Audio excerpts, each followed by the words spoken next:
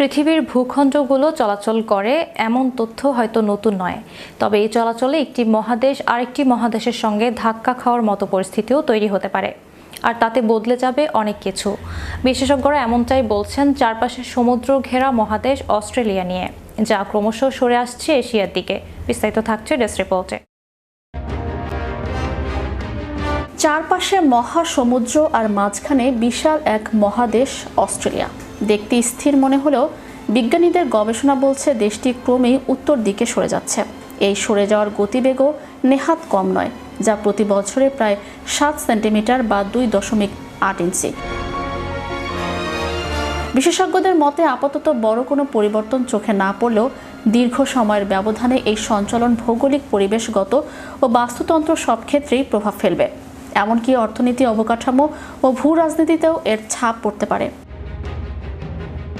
এ নিয়ে কার্টেন বিশ্ববিদ্যালয়ের গবেষক জেংজিয়াং লি বলেন, আমরা চাই বা না চাই একসময় অস্ট্রেলিয়া এশিয়ার সঙ্গে ধাক্কা খাবে। পৃথিবীর ইতিহাসে মহাদেশগুলোর এমনভাবে চলাচল করা নতুন কিছু নয়। এতে কখনো কোনো ভূখণ্ড বিচ্ছিন্ন হয়, আবার কখনো কোটি বছর পরে তা যুক্ত হয়ে যায়। তিনি আরও জানান, অস্ট্রেলিয়ার উত্তরের দিকে অগ্রযাত্রা শুরু হয়েছিল প্রায় 8 কোটি বছর আগে, যখন এটি অন্টার্কটিকা থেকে পৃথক হয়। গত প্রায় 5 কোটি বছর ধরে মহাদেশটি বৃহত্তর ইন্দো অস্ট্রেলিয়া পাতের অংশ হয়ে ক্রমাগত এশিয়ার দিকে এগোচ্ছে। বিজ্ঞানীদের মতে এশিয়ার সঙ্গে ভবিষ্যতের এই সংঘর্ষ জলবায়ু, পরিবেশ ও জীব বৈচিত্র্যে বড় ধরনের পরিবর্তন আনতে পারে।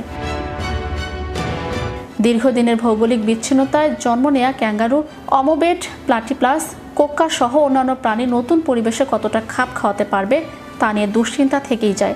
এই ধীরগতির ভৌগোলগত পরিবর্তনের প্রভাব প্রযুক্তিতেও পড়ছে। 2016 সালে দেখা যায় অস্ট্রেলিয়ার জিপিএস অবস্থান 1.5 মিটার সরে গেছে।